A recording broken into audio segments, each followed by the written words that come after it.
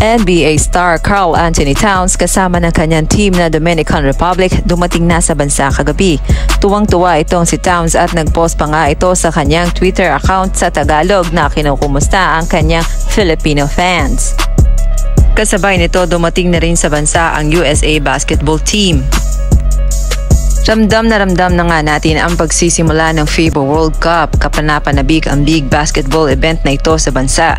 Bukod nga sa mga bigating team na inaabangan natin, kaabang-abang ang magiging laban ng ating pambansang kupunan ng Gilas Pilipinas. Masusubukan na ang kalibre ng ating pambansang kupunan. Though hindi nga naging ganon kaganda ang naging resulta ng recent tune-up game ng Gilas, may isang panalo lamang tayo kontra Ivory Coast, tinambakan pa ng Montenegro at hindi na rin nakabawi sa kupunan ng Mexico. Hindi na pinaglaro si Clarkson sa last tune-up game.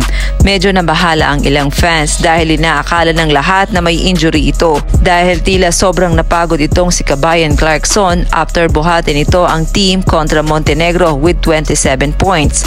Iika-ika nga itong naglakad palabas ng arena after ng game at may ice pack pa sa binti. Samantala sa naging laban kagabi, in first quarter lamang ng 4 points ang kalaban, 31-27. Sa second quarter naman sinubukan dumikit ng Gilas Pilipinas at nag-tie pa ang score, 51-51.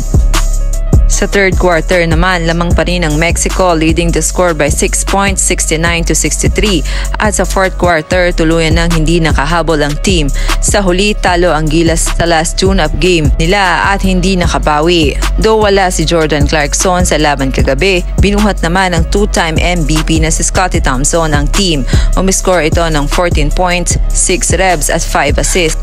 Sinundan ito ni RR Pugoy with 9 points, 1 reb at 1 assist. Jamie Malonzo naman with 8 points at 2 rebs. Si Kai Soto with 8 points, 2 rebs, 1 steal at 1 block. Si Kiefer Rabena with 7 points, 2 rebs, 1 assist at 1 steal. Si Newsome naman 6 points, 2 assists. June Mar Fajardo with 6 points, 6 rebs at 1 assist. Perez naman 4 points, 1 reb, 1 assist at 2 steal. Kay Edo naman 3 points, 5 rebs, 2 assists at 2 steal. Kay Aguilar 3 points, 3 reb, 1 assist. Kay Abando 1 assist, 1 steal at 1 block. At wala namang naitalang score si Calvin Optana. Out sa game si Bobby Ray Parks at si Terdy Ravena. Well, ayon naman sa ibang report, tila may malaking pag-asa na makapasok itong si Kiefer Rabena sa Final 12 lineup ng Gilas. Well, abangan na lang natin kung confirm nga ang balitang ito.